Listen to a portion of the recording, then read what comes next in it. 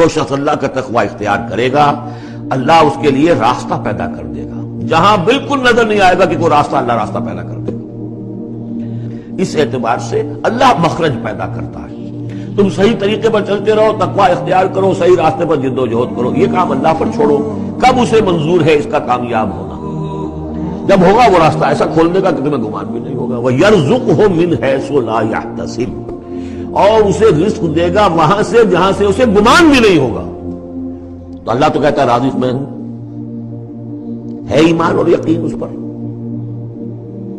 کر کے دیکھو تو صحیح، اس پر اعتماد تو کرو۔ لیکن یہ کہ اس پر اعتماد کرنا، توکل، بڑی مشکل بات ہے۔ وہ تو جتنا ایمان ہوگا اتنا ہی اعتماد ہوگا، اور گہرا ایمان ہوگا گہرا اعتماد ہوگا۔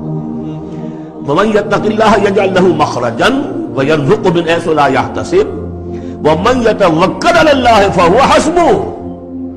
یہ تو ابھی تقویٰ والے کی بات ہے کہ وہ وہاں سے رزق دے گا جہاں سے اسے ملے گا بھی نہیں، اور جس نے اللہ پر توکل کر لیا تو وہ اس کے لیے بہت کافی ہو جائے گا۔ توکل کر کے تو دیکھو، حسبہ وہ اس کے لیے کافی ہے۔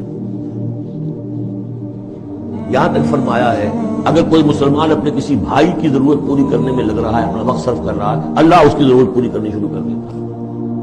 فکر ماں در کار ماں آزار ماں، کار ساز ماں بے فکر کار ماں، میرا کارساز میرے کاموں کی فکر کر رہا ہے، میں نے اپنے آپ کو اس کے کام کے لیے لگا دیا۔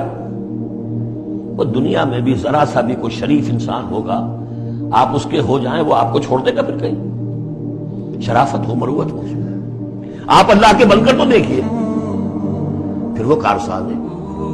کارساز ماں بے فکر کار ماں، فکر ماں در کار ماں آزار ماں، جب میں اپنے معاملات کی فکر خود کرتا ہوں، کوئی نہ کوئی ٹھوکر کھاتا ہوں، کوئی نہ کوئی غلطی کرتا ہوں، آزار اپنے سر کے اوپر پیدا کر لیتا ہوں۔